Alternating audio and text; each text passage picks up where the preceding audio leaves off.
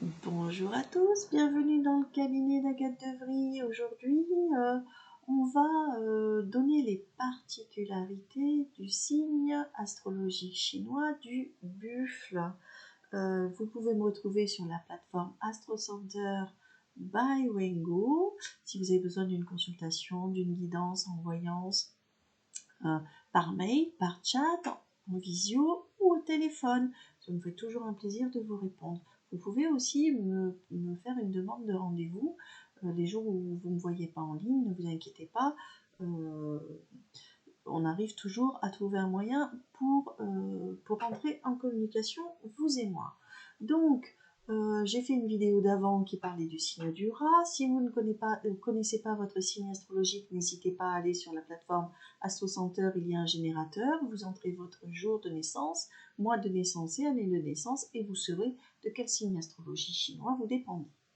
Donc là, nous allons parler des particularités du buffle. Il y en a beaucoup à dire, mais on va nommer celles qui ressortent vraiment chez le buffle. Le buffle, déjà sa couleur préférée est le rose, généralement. Sa fleur préférée est la tulipe. Il est sincère, il est courageux, il est stable. Il s'entend très bien avec, en amour, les coqs, les singes, les lièvres, les rats et les serpents. Donc Annie Buffle a vraiment l'embarras du choix au niveau des amours. Il a des belles amitiés avec les chiens et les singes, les signes du singe. Et au niveau affaires, il fait aussi de très très bonnes affaires avec les buffles. Généralement, c'est avec ce signe buffle avec qui il fait le meilleur des affaires. Il s'entend moins bien à cause d'une sorte de rivalité, de charisme, de grandeur avec le tigre, avec le dragon et le cheval.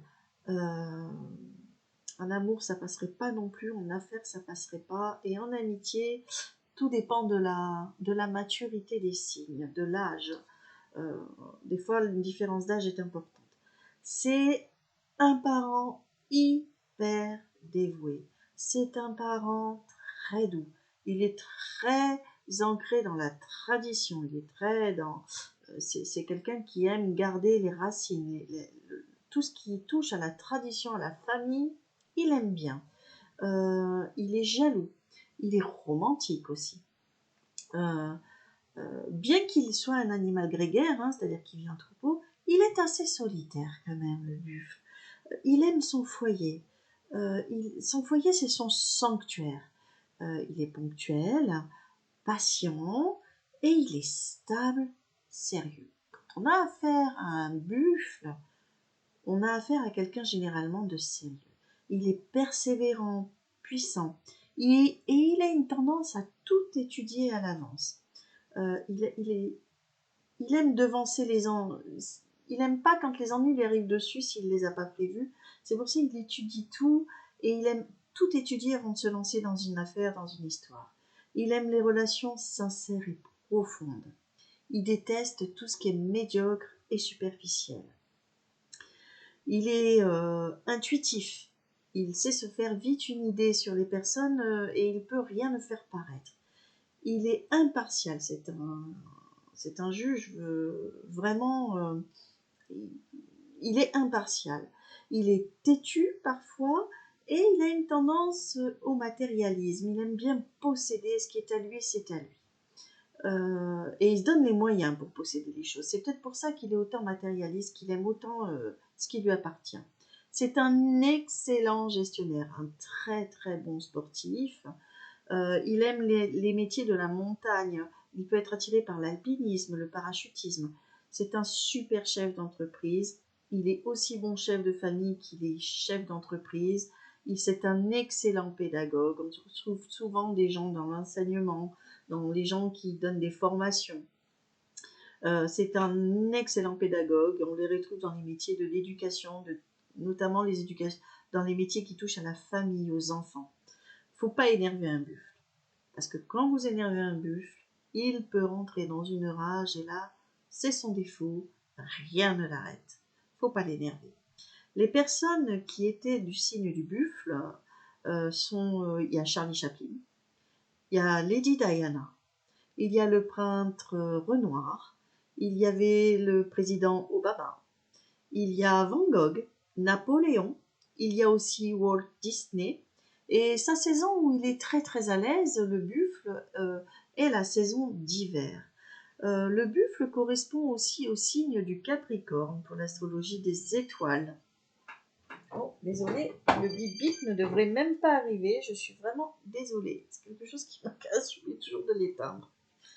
Donc, ces chiffres à lui, donc c'est un leader, hein, vous l'aurez bien compris, le buffle. Ces chiffres à lui qui lui portent chance sont le 1, le 0, le 9, le 4 et le 13. Par contre, les chiffres qui lui portent vraiment pas chance et qu'il faut éviter, si vous avez un rendez-vous un 6 ou un 5, il faut éviter tout ce qui touche au 6 et au 5, le 65, le 56. Voilà, il a 2 chiffres vraiment qu'il faut éviter. C'est un signe d'eau, c'est un signe yin. Donc voilà pour la douceur, en même temps pour la force, hein, parce que l'eau peut être très très forte. Voilà pour les particularités du buffle, mes amis. Donc nous passerons au prochain signe qui sera le tigre dans la prochaine vidéo. Donc je vous invite à me retrouver sur la plateforme Astro Center by Wengo pour une voyance, une guidance avec moi, par téléphone, par chat, par mail ou en visio tout simplement. Je vous dis à très très vite. N'oubliez pas, je vous ai mis l'intuitif d'Agathe Devry qui est toujours disponible. Hein, si vous êtes intéressé par ce tarot oracle, il est et à la fois tarot et à la fois oracle. Il est très très intuitif, d'où son nom intuitif. N'hésitez pas à entrer en contact avec moi, il est toujours disponible à la vente. J'en ai très peu d'exemplaires, donc bon, s'il vous intéresse, n'hésitez pas à vous mettre en avant auprès de moi.